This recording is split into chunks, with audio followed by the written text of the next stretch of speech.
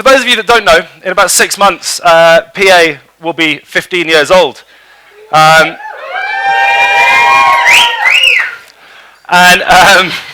quite a lot has happened since then. So we'll start with a little nod of nostalgia, which some of you guys will be familiar with. It was 2005. We were mere minnows in the world of projection. We had to get on the map. We had to innovate.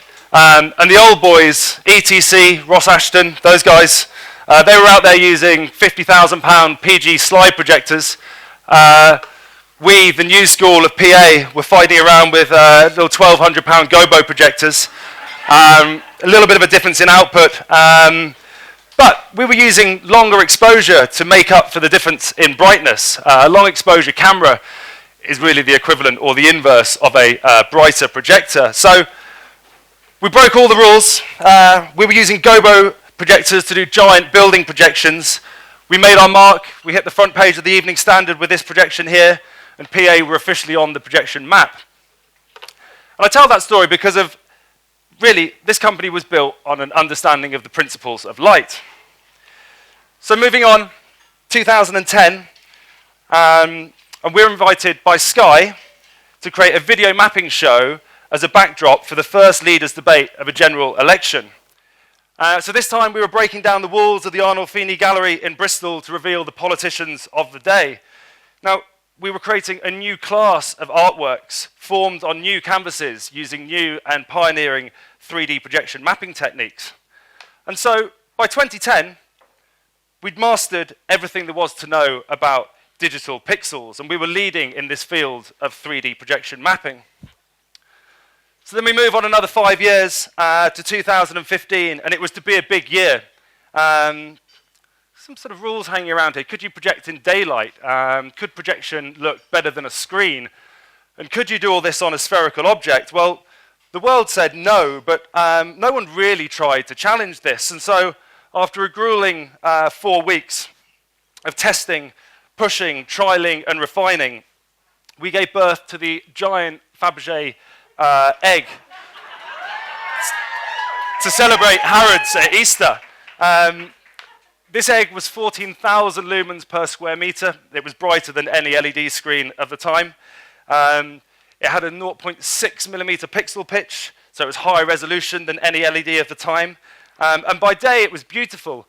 But by nighttime, it was just something else. But in the process of doing this project, something important had happened behind the scenes.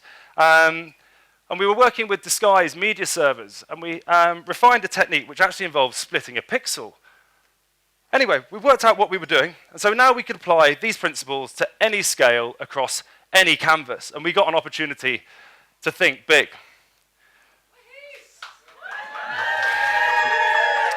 So by October 2015, almost 4 years ago to the day, we delivered the world's most ambitious and complicated projector installation ever.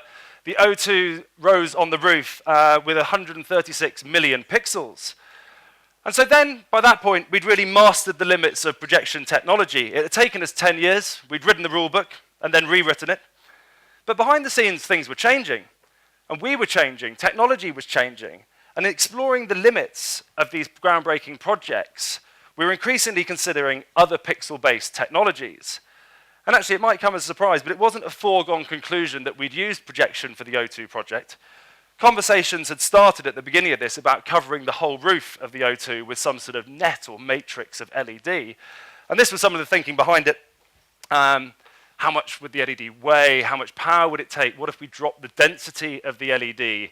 How would the brightness drop? Could we still see it from space, which was one of the requirements of the project? How would we install it? But how would we maintain it? And how long would manufacturing take? And then there's a whole challenge of creating content. How would we test the content on there? And then ultimately how much it would cost. And there was this kind of like sort of tipping point at where was projection a good idea and where was LED a good idea? Anyway, we ended up with 148 lights and 68 projectors. And I guess the sort of the moral of this story is that working with light and pixel technology is not easy. It was never easy, but it was getting more and more complicated. And an increasingly broader understanding of these various pixel-based technologies was required.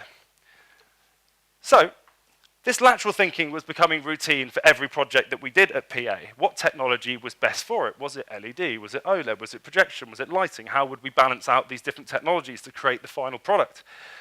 Projections were getting super bright. Lasers were beginning to replace lamps. LG's first OLED technology was taking shape quite literally. It was the first screen that you could physically bend into a shape. And we'd spent our time making projections look as good as screens, but actually, the screen guys have been out there making their screens do what we could just do with projection. Lighting was begun to be controlled by media servers, and so these whole ideas of lighting, projection, LED screens were all converging into one illuminating toolkit for creating immersive experiences. So this was 2015, and what has happened since? What innovations in pixel technology have happened over these 4 years? And actually, it's been quite remarkable when you look back. So we're going to have a look at some of these now. And we'll start off with flexible LED.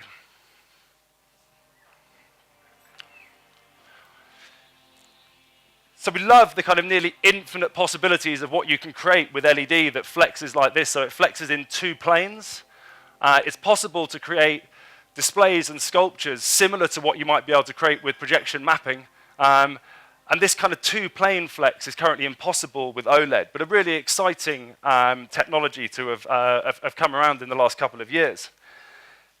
Then there's this whole field of volumetrics. And this was a project that we worked on in Davos in Switzerland.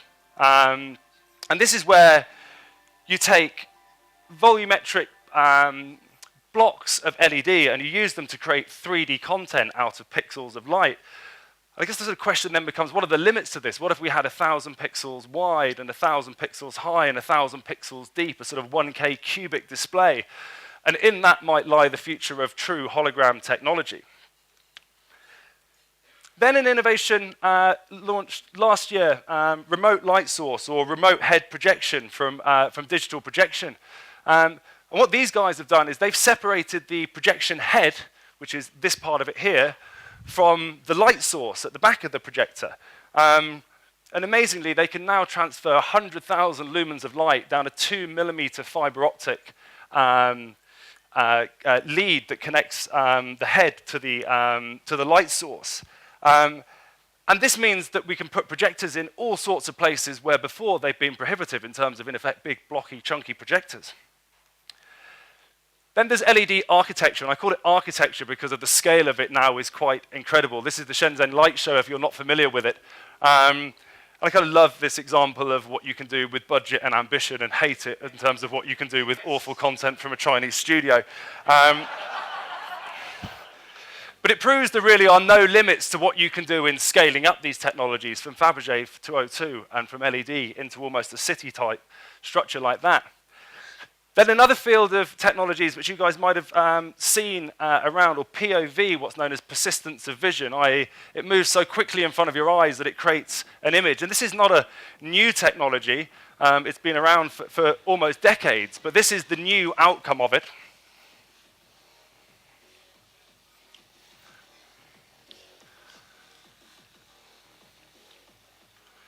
And if any of you guys have seen any of these displays in the flesh, that actually create a very convincing holographic illusion. And then drones, or pixel drones.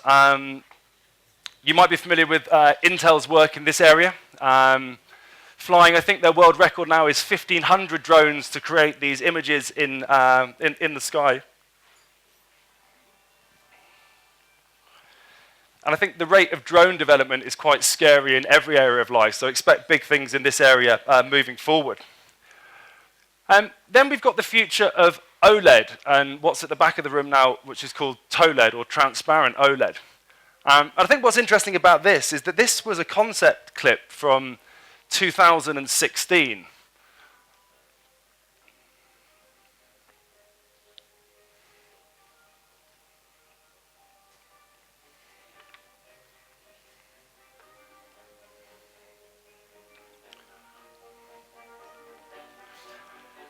And it's just 3 years on now, and now that product at the back of the room now is effectively what you're seeing on this screen. You can't bend it quite yet, but I'm told in February next year it will be a touch screen as well. And then this last concept here is in effect a rollable TV, which will literally, as you saw there, fold out of a display to create a TV, again, coming on sale at the beginning of next year. So the rate of pace of change in OLED and TOLED technology is quite remarkable. Then a more simple application of light and pixels. I think this is perhaps the most obvious example of a convergence of technologies. On one hand of this device, you've got a lighting fixture with traditional LED diodes. And then on the reverse of it, you've got a really high-resolution LED screen. So it's almost simple in its application, but this whole idea of light and pixel technology is converging together into a single fixture.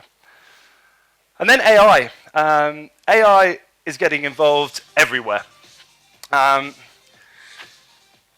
This type of AI provided by a framework called Synergy, which sits on Avalite server, which basically it's doing it in the room now. It's reading the video in real time, and it's translating that into a lighting show as it moves through the content. So a completely automated approach to lighting design and lighting control. And then the last category we're going to look at, it's only a short clip, but I kind of love this one here. It's of physical pixels rather than pixels with light. And you might be familiar with these guys' work, a company in New York called Breakfast. And this takes the same principle of, in effect, splitting a screen into hundreds of tiny pixels. And then these are all made out of tiny little moving mirrors. So it's a kind of physical interpretation of what we do digitally with content. So here we are looking at some of those developments in technology over the past 4 years, and really we're only scratching the surface of what's now out there. But the rate of change and the future potential is unquestionable. Just quickly, we're going to have a look at fusing a few of these ideas together. So if you were to take persistence of vision and pixel drones, well, in the future you might see a drone flying towards you with Nike or a brand on it, then there might be a number of them coming together with a strapline or campaign, and then they might form into the sky into one huge video screen in the sky. If you were to mix TOLED and volumetric displays that we looked at there, and you were to stack them together, 20 TOLED screens deep, we might be £500,000 away from actually what is the first genuinely holographic display. And then you've got sort of applications of remote light source here, and this kind of shows where we are at the moment or yesterday, and sort of huge projection towers, massive fixtures at the top of them, and then on the right-hand side, looking at how slender this technology can be, and it could appear in lampposts down Oxford Street or Regent Street. And all of the technology is hidden underneath the ground. So, as you can see, the kind of toolkit of pixel technologies is expanding on a day-to-day basis, and it's this toolkit that we're using for the design and delivery of our immersive experiences today. And so many of our projects now no longer feature projection, and our most recent work for ISL, the International Swimming League, is a good example of this. Some people in the room. And this is mixing light, engineering, and LED beautifully integrated into a stage and set design, which in times gone by we might have created out of projection, but now this is all conceived out of LED and pixel technology.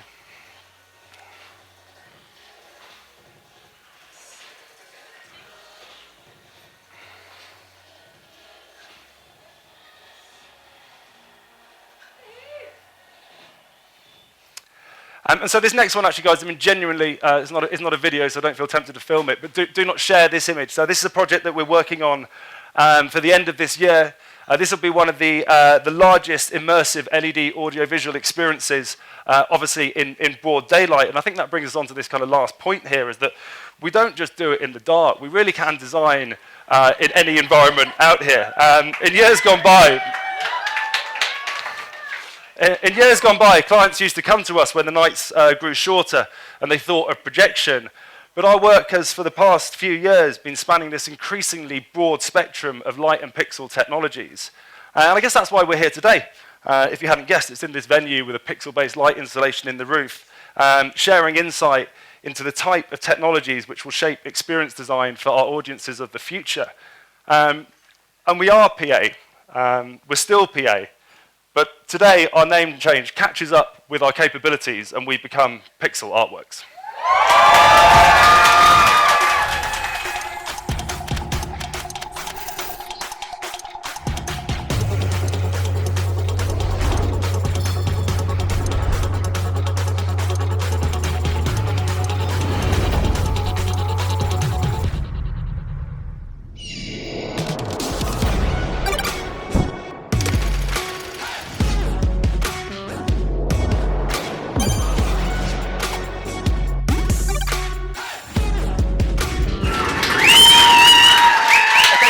coming today, and thank you for support over the years. That applies to employees, past and present, of course our clients, suppliers, agencies that we've worked with, and everyone who's helped us on our journey. We couldn't realise our ambition without you. So here's to a good evening. We're here till around 7 PM, then we're going around the corner to the Adam and Eve. And so here's to PA and Pixels.